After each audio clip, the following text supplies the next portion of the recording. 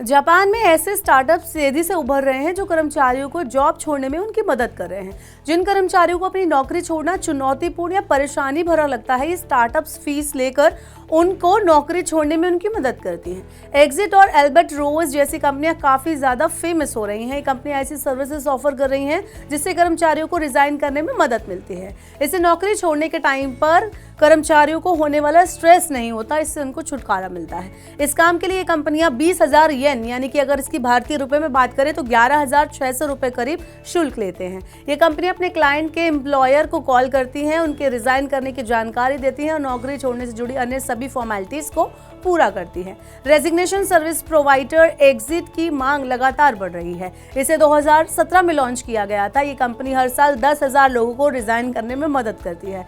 ये company employer को इस्तीफे के बारे में सूचना देने से लेकर लास्टिंग वर्किंग डे, जो लास्ट वर्किंग डे होता है, उस पर चर्चा करने और नो ड्यूज के साथ ही कंपनी की प्रॉपर्टी को लौटाने तक का पूरा प्रोसेस करती हैं। उस पूरे प्रोसेस को अंजाम देती हैं। इसमें कर्मचारी को कुछ भी नहीं करना होता। एग्जिट की सफलता को देखकर जापान में अब ऐसी कई कंपनियां खुल गई हैं। एल्बर्ट रॉस की अगर बात करें तो इसके अलावा मोमुरी इस तरह की एक सर्विस है जो कि इस तरह के रिजाइन करने के ऑफर करती है। एग्जिट की मुख्य प्रतिस्पर्धी एल्बर्ट रॉस एम्प्लॉयर को कॉल करके जानकारी देने और लास्ट वर्किंग डे तय करके इस्तीफे के प्रोसेस को मैनेज करती है। वहीं मेमोरी की बात करें तो इसका अर्थ ये होता है कि मैं अब ऐसा नहीं कर सकता। ये भी बाजार में बहुत ज्यादा लोकप्रिय हो रही है। इस तरह की सर्विस तेजी से लोगों के बीच फैल रही है और लोगों के बीच अट्रैक्शन का कारण बन रही है, जो जापान में नौकरी छोड़ने के दौरान कर्मचारियों के सामने आने वाली परेशानियों को बताता है। इसका मतलब है कि जापान में नौकरी छोड़ना कर्मचारियों के लिए काफी ज्यादा कठिनाई भरा काम है। अधिकांश कर्मचारियों ने बताया कि एम्प्लॉयर की तरफ से उन पर नौकरी न छोड़ने का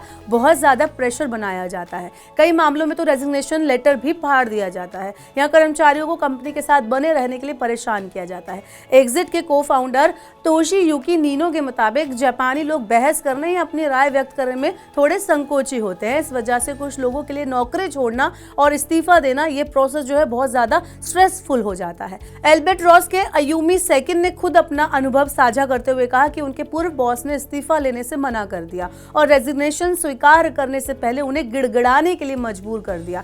पुअर वर्क प्लेस कंडीशन, खराब बॉस, बिना भुगतान के ओवरटाइम और छुट्टियां मिलने में परेशानी, ये मुख्य कारण है जिनकी वजह से जापान में कर्मचारी नौकरियां छोड़ना चाह रहे हैं। एल्बर्ट रॉस के सीईओ शिंजी तानीमोटो के मुताबिक अधिकांश बॉस अब एम्प्लॉय के रेजिग्नेशन की घोषणा थर्ड पार्टी के जरिए स्वीकार कर रहे हैं। फिर भी कुछ मामलों में एम्प्लॉयर कानूनी तरीके से बातचीत करने की मांग करता है। नौकरी छोड़ने के लिए जहां एक और इस तरह की सर्विसेज की मांग बढ़ रही है, वहीं कुछ जापानी कंपनियां नए बेरोजगार लोगों के रेफरल के लिए इन एजेंसियों से कांटेक्ट कर रही हैं। इससे जापान के रोजगार बाजार में आ रहे एक बड़े बदलाव का इससे संकेत देखने को मिलता है। तो आपका इस बारे में क्या कहना है? क्या आपको भी कभी अपनी जॉब में ऐसी कुछ परेशानी या स्ट्रेस देखने को मिला है? हमें कमेंट बॉक्स में बताएं और ऐसे और वीडियोस के लिए देखते रहिए मनी9।